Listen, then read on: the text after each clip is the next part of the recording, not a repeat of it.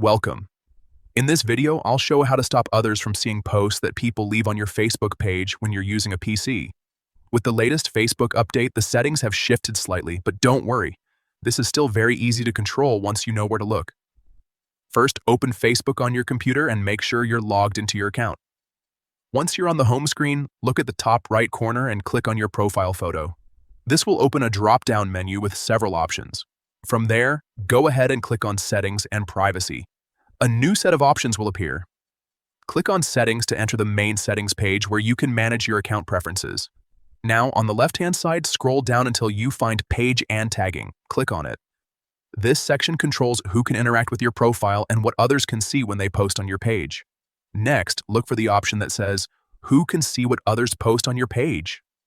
Once you find it, click on it. You'll now be able to change the audience for posts that others make on your timeline. Set this option to Only Me. This means that even if someone posts something on your page, you'll be the only one who can see it. It's a great way to maintain privacy and keep your timeline clean. Finally, make sure you click Save so your changes are applied. And that's it.